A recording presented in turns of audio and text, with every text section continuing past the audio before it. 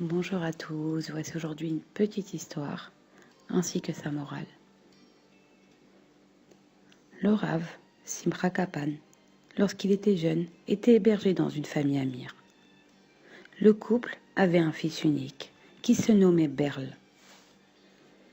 Un vendredi, il entendit la maîtresse de maison dire à son mari: « Surtout, essaie de rentrer tôt, avant Khatsot, avant la mi-journée comme d'habitude. » Un peu plus tard, il aperçut la dame à la fenêtre, qui guettait son mari et qui s'inquiétait déjà du Shabbat.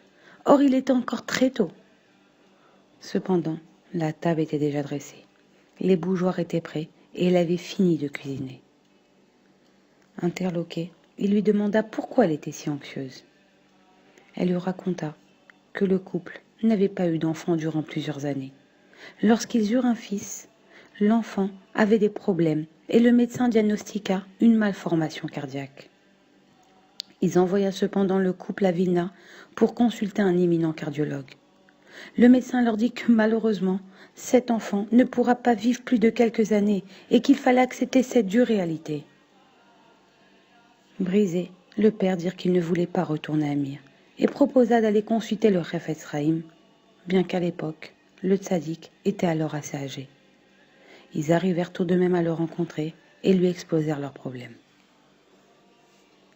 Le Chafetz Chaim leur dit: « Si vous prenez sur vous de recevoir le Shabbat plus tôt, et si avant Khatsot, la mi-journée, la table est dressée et les bougies prêtes, alors une amélioration de son état interviendra. » Ils promirent de suivre ses conseils et aussi d'allumer le Shabbat en avance dès que la halakha le permet.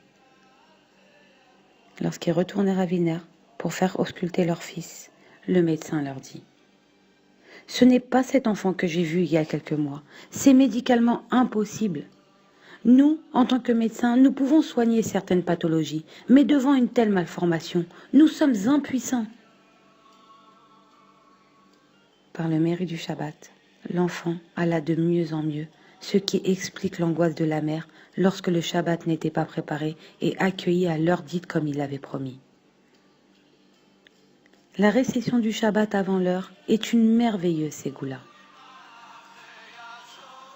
Voilà, et bonne journée à tous.